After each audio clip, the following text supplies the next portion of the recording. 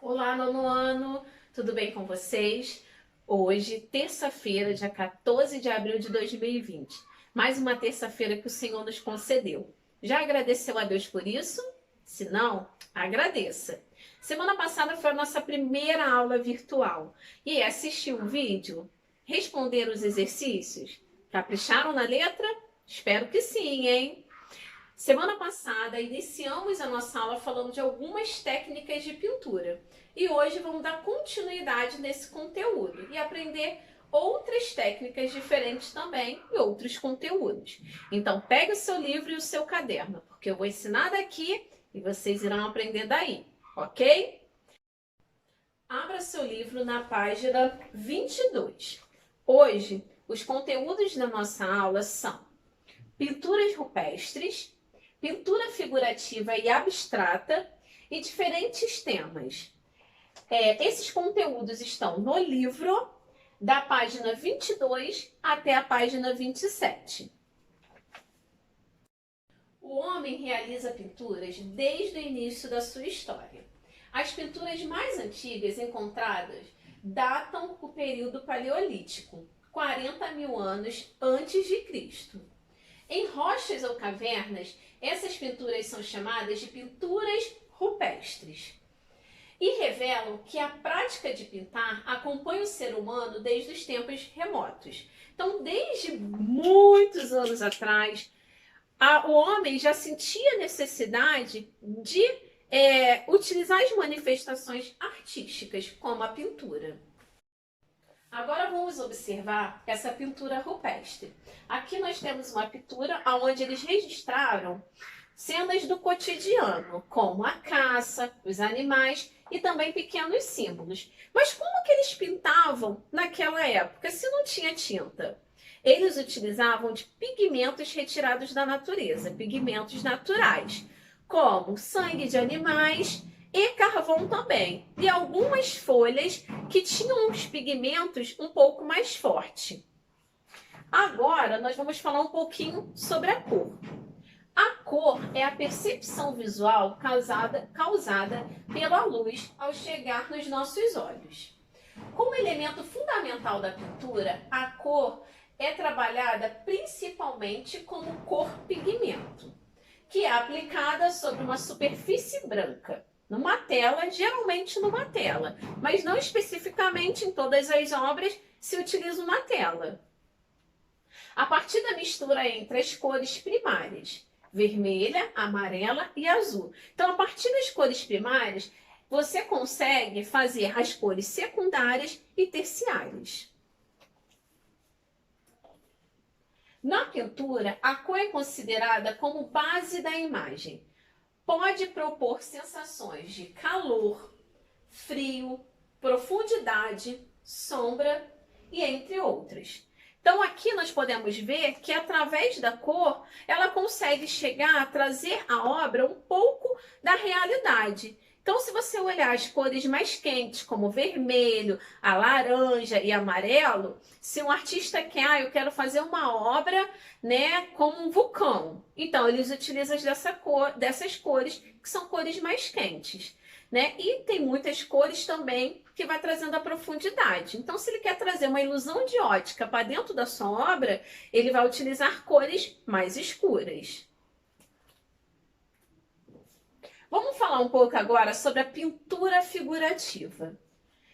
É a representação de um tema, ou seja, representa formas aproximadas ao real, que pode ser uma paisagem, natureza morta, cena mitológica ou cotidiana. Tá? Então aqui, quando é figurativa, tem a representação de um tema e de formas, tá? Próximos à realidade. Aqui nós podemos observar 3 exemplos de pintura figurativa, aonde a figura está presente. E a pintura abstrata? A pintura abstrata ela não busca necessariamente retratar objetos ou paisagens, pois ela estabelece uma realidade própria. Aqui nós temos 2 exemplos de pinturas abstrata. A pintura abstrata ela utiliza mais de formas né, de linhas e de formas. Já a figurativa, por exemplo, não pode ter uma pessoa naquela cena, mas tem uma paisagem. Então, ela é figurativa. Então, vamos olhar aqui, ó. Tá? Aqui, mesmo se não tivesse nenhuma figura humana, somente essas flores atrás, né? Essa paisagem, ela é figurativa. Mas quando você não consegue encontrar temas como a paisagem, objetos presentes, ela se torna uma obra abstrata, uma pintura abstrata. Agora vamos falar um pouquinho sobre o tema. Tema é um assunto que a obra de arte retrata. O primeiro tema que nós vamos aprender hoje é natureza morta. Representa objetos inanimados. Esses objetos são colocados em cima de uma mesa. Mas quais objetos são esses? Podem ser louças, pratos, frutas, legumes e flores. Tá? Então, quando você encontrar uma obra com esses elementos, significa que o tema daquela obra é uma natureza morta. Agora vamos falar sobre retrato. É a imagem que representa uma pessoa. Aqui nós temos um exemplo de retrato. Mas o que vocês precisam saber? Por exemplo, se eu escolho meu irmão e eu vou pintá-lo, eu estou fazendo um retrato dele. Mas eu escolhi, eu vou fazer o meu retrato. Eu não posso dar tema da minha obra como retrato. Aí eu chamo de autorretrato. É quando o pintor faz o seu próprio retrato. Então aqui a Frida Kahlo, ela fez o seu próprio retrato. Então ela fez um autorretrato. Isso aí. E o tema paisagem, que é um tema muito presente nas obras de arte, que representa a natureza, como montanhas, árvores, rios e etc.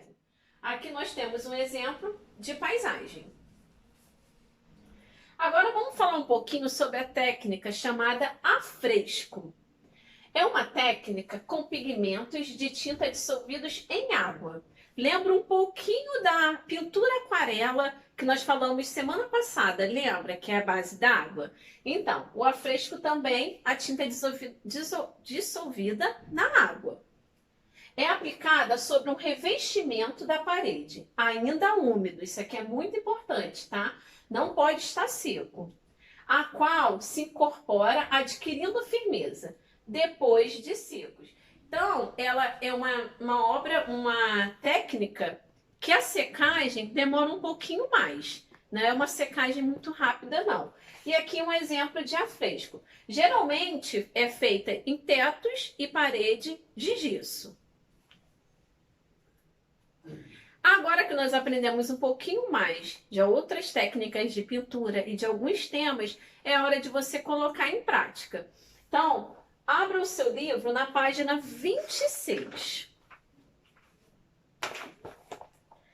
Aqui na página 26, vocês vão olhar a legenda e vão numerar o quadro de acordo com cada legenda. Gente, está super fácil esse dever. Tá? Então, nós temos aqui 6 obras diferentes, com 6 temas diferentes, o título da obra. Então, você vai associar o título à obra. E na página 27, número 1. Nos quadros a seguir, escreva características de pintura figurativa. Quais as características de uma pintura figurativa? E quais são as características de uma pintura abstrata? Acabamos de falar, tá fresquinho aí. Escreve aí que eu sei que você sabe. Número 2. Como você conceituaria pintura? Se você pode usar das suas palavras, mas se você também quiser, pode usar um dicionário ou pesquisar na internet, não tem problema. O que você não pode deixar de fazer. 3. Quais são as técnicas de pintura mais comum? Semana passada nós falamos diversas técnicas. E quais foram aquelas que você achou que é mais comum, que já ouviu falar? Anotem aí. E número 4, em quais suportes e locais você costuma encontrar pinturas? No seu cotidiano, no seu dia a dia, você encontra pinturas? ou você só consegue ver nas nossas aulas de arte através das imagens do livro, ou em casa você tem um artista também, ou até mesmo você. Então pare e olhe ao seu redor. Vê se você consegue encontrar pinturas. Não importa a técnica, ok? Também deixei um dever para vocês fazerem no caderno.